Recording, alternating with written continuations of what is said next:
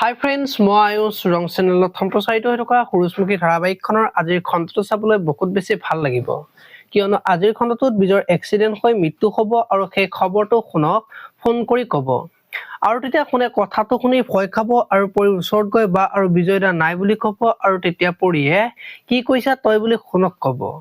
আৰু তেতিয়া শুনে বিজয়দাৰ এক্সিডেণ্ট হৈ মৃত্যু হ'ল বুলি পৰীক ক'ব আৰু তেতিয়া পৰি ভাঙি পৰা দেখিবলৈ পাব। এইফালে আকৌ পৰিহঁতৰ মানুহখিনিয়ে বিজয়ৰ মৃত্যুৰ খবৰটো পাই সকলো ভাঙি পৰিব আৰু তেতিয়া শেৱালিয়ে বাইদেউক আমি যেনেকৈ হ'লেও বুজাই বঢ়াই মনত সান্তনা দিব লাগিব, নহ'লে বাইদেৱে মনত বহুত কষ্ট পাব বুলি শুনাৰ আগত কৈ থকা দেখিবলৈ পাব। আনফালে বিজয়ৰ এক্সিডেণ্ট হৈ মৃত্যু হোৱা খবৰটো শুনি মাক আৰু অনুস্মিতাই কান্দি থাকিব, ইয়াক কি হৈ গ'ল বুলি চিন্তা কৰি থাকিব। এতিয়া বাৰু মাকে বিজয়ৰ কাৰণে অনুস্মিতাক জগৰীয়া কৰি ঘৰৰ পৰা উলিয়াই দিব নেকি, দেখিবলৈ পাব আজিৰ খণ্ডটোত।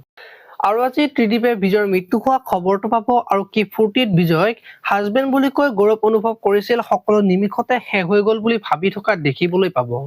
আপোনালোকে পুৱতি তৰা ধাৰাবাহিকখন চাই কেনেকুৱা পায় কমেণ্ট কৰি জনাব, আৰু যদি আপোনালোকে এতিয়ালৈকে চেনেলটো ছাবস্ক্ৰাইব কৰা নাই তেতিয়াহ'লে চেনেলটো ছাবস্ক্ৰাইব কৰি ভিডিঅ'টোত এটা লাইক কৰি দিব। ধন্যবাদ।